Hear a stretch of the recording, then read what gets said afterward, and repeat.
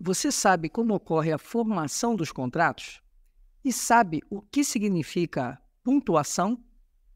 Eu sou Renato Veloso, sou juiz de direito e professor, e neste canal eu ajudo estudantes e profissionais de direito a compreenderem melhor a teoria e alinhá-la com a prática jurídica. Isso de uma forma descomplicada. E eu já te convido a se inscrever no meu canal. E lembre-se, ative o sininho, porque toda vez que lançarmos um vídeo novo, você receberá uma notificação. Na Pílula Jurídica de hoje, nós vamos conversar sobre as fases de formação dos contratos e entender o que é a fase de pontuação. Lembrando que essa Pílula Jurídica faz parte de uma série de pílulas jurídicas que tratam sobre a teoria geral dos contratos.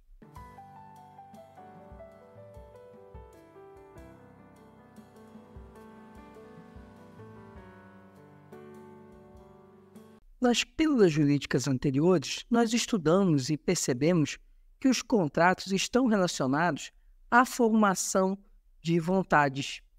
Contrato, portanto, é o resultado da conjugação da vontade entre duas ou mais partes. Quando essas partes elas entram em acordo a respeito de obrigações recíprocas, tem-se a formação de um contrato. Por isso, temos que o contrato ele está arraigado na questão da autonomia privada. A rigor, podemos dizer que, então, que basta a vontade das partes para a formação de um contrato. Só que não. Alguns contratos exigem solenidades para que eles tenham validade no plano jurídico. Um exemplo disso está no artigo 108 do Código Civil. Vamos conhecê-lo. Artigo 108. Não dispondo a lei em contrário, a escritura pública é essencial à validade dos negócios jurídicos que visem a constituição, transferência, modificação ou renúncia de direitos reais sobre imóveis de valor superior a 30 vezes o salário mínimo vigente no país. Percebemos, então, que nas situações que envolvem negócios jurídicos de bens imóveis de valor superior a 30 salários mínimos, é indispensável para a validade a existência da escritura pública, não sendo suficiente a vontade das partes. Feito esse parêntese, é necessário nós entendermos quais são as fases para que um contrato ele se estabeleça. A doutrina tem várias classificações a respeito dessas fases. Vamos apresentar a classificação, as fases mais recorrentes na doutrina. Vamos conhecê-las. As fases na formação do contrato são fase de negociações preliminares ou de pontuação, fase de proposta, ou licitação ou oblação, fase de contrato preliminar e fase de contrato definitivo ou conclusão do contrato. A chamada fase de pontuação é o momento que as partes iniciam as negociações para a formação de um contrato. A pontuação nada mais é do que estabelecer os pontos que estarão presentes no contrato. Na fase de pontuação, é o início das tratativas, é o momento que as partes começam a discutir o que vai ser colocado como obrigação, quais serão os direitos, os deveres, e inicia-se aí a tratativa. A marca, portanto, da fase de pontuação é que não haja qualquer vinculação entre as partes, já que sequer tem-se uma proposta. O que há apenas é uma conversa, um diálogo, para verificar se haverá um futuro interesse para a celebração de um contrato. Parte da doutrina, portanto, entende que essa fase de pontuação ela não pode gerar nenhuma responsabilidade caso o contrato não venha a ser celebrado, porque seria uma mera conversa, uma negociação ainda precária, muito ainda distante de gerar expectativas para as partes.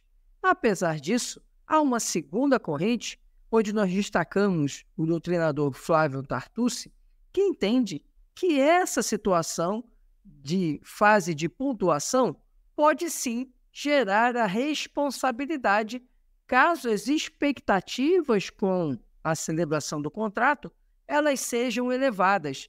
E ainda, quando uma das partes, apesar de estar na fase ainda de negociação, de conversa preliminar, ela começa a despender recursos para garantir a celebração de um futuro contrato.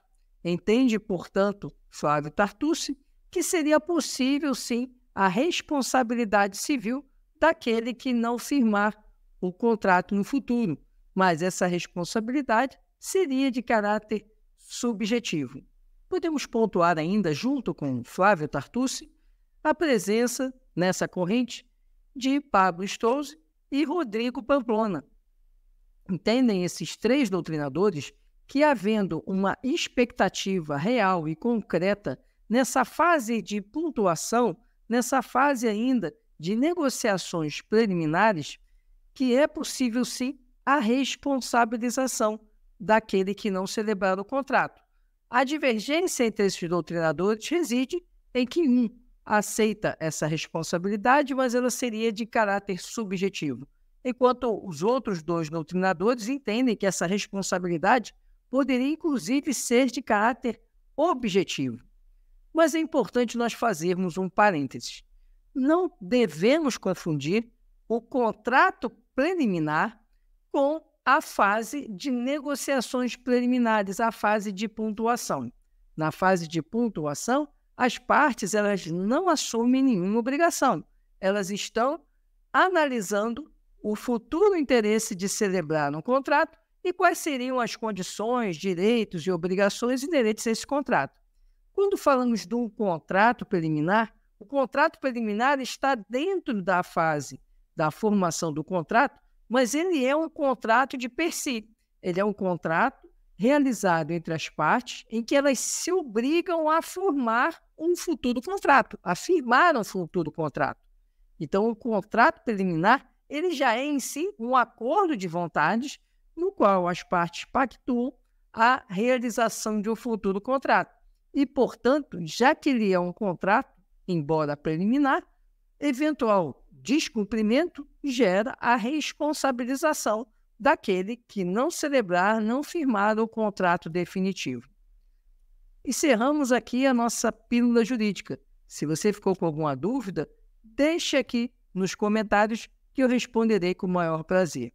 E lembre-se, compartilhe esse conteúdo para que mais pessoas possam receber essa informação, esse conceito e esse estudo jurídico. E não deixe de dar o like, de curtir o vídeo para que nós tenhamos um maior alcance do vídeo e do canal.